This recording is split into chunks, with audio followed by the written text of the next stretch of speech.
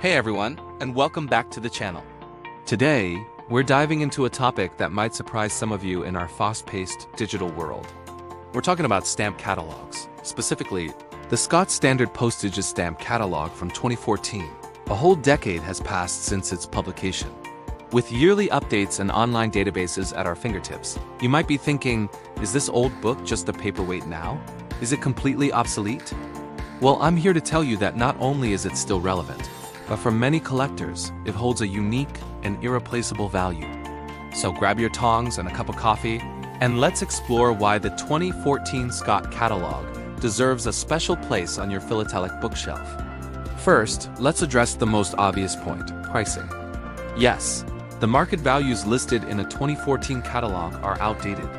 Stamp prices can fluctuate significantly over 10 years due to market trends, auction results, and changes in collector demand. So you definitely shouldn't use the 2014 edition to price a stamp for sale today. However, these old values provide something incredibly important: historical context. By comparing the 2014 prices to current ones, you can track the performance of specific stamps or entire collecting areas over a decade. Which stamps have skyrocketed in value?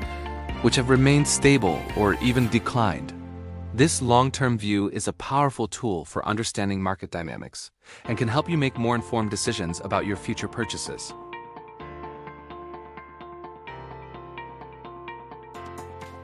The 2014 catalog is a perfect snapshot of the market at that specific moment in time. The core function of a Scott catalog is identification, and in this regard, the 2014 edition is just as powerful as the latest version for a vast majority of stamps. Think about it. The stamps issued up to 2013 haven't changed. Their designs, perforations, watermarks, and printing methods are all fixed in history. The Scott numbering system, the bedrock of American philately, remains consistent for these issues.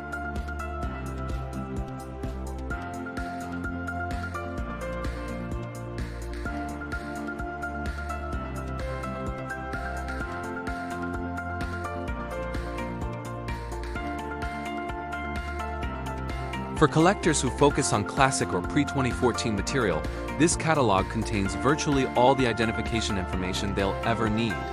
The fundamental data doesn't expire.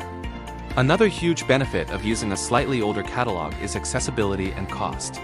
A brand new 6-volume set of the Scott catalog can be a significant investment, often running into several $100s.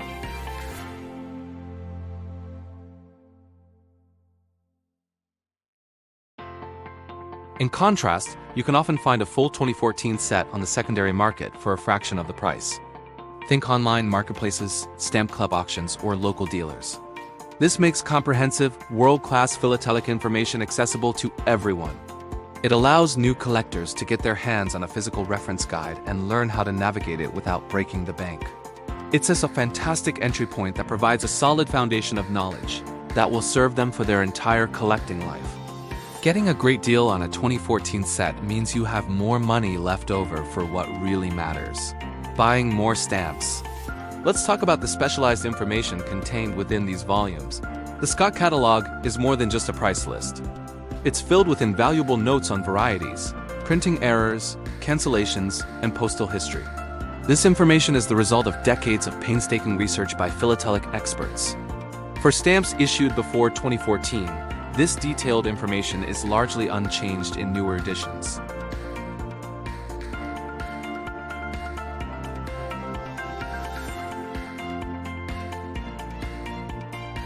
This is the kind of deep, specialized knowledge that turns a simple accumulation of stamps into a true scholarly collection. The 2014 edition is a treasure trove of this data, allowing you to dig deeper into your specific collecting interests and uncover the fascinating stories behind the stamps. Furthermore, owning a physical catalog offers a unique user experience that a screen just can't replicate. There's a certain joy in flipping through the pages, placing a stamp next to its listing, and making notes in the margins. It's a tactile, engaging process. You can easily compare stamps on opposite pages, or use bookmarks to jump between different countries or sections. For many of us, this hands-on approach feels more intuitive and less distracting than clicking through a website. It encourages serendipity. You might be looking for one stamp and stumble upon another fascinating issue on the same page. sparking a whole new collecting interest. A physical catalog invites exploration and discovery in a way that a digital search bar often doesn't. It's a quiet, focused activity that connects us to the traditional roots of our hobby. It's also important to consider the scope.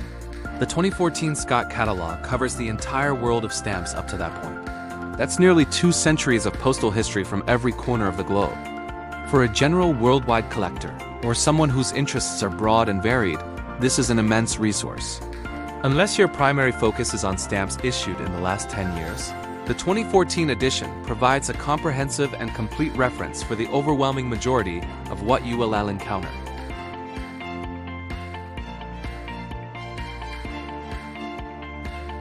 And you don't have to worry about subscription fees or website layouts changing. It's a stable, reliable, and offline resource that's always there when you need it. So to wrap things up, is the Scott 2014 catalog still valuable? Absolutely. While you won't rely on it for current market pricing, its value as a historical price reference, an affordable identification guide, a source of specialized knowledge, and a comprehensive worldwide reference is undeniable. It's the perfect tool for beginners, budget-conscious collectors, and anyone who specializes in classic or pre-2014 material. It proves that in philately, as in so many things, old doesn't necessarily mean obsolete. Sometimes, it just means classic and full of wisdom. Don't be so quick to dismiss that decade-old set you see at a stamp show. It might just be one of the smartest purchases you can make for your hobby. What do you think? Do you still use older catalogs in your collecting? Let me know in the comments below. I'd love to hear your experiences and perspectives. Thanks so much for watching, and if you found this video helpful, please give it a thumbs up and consider subscribing for more philatelic content. Happy collecting, and I'll see you in the next video.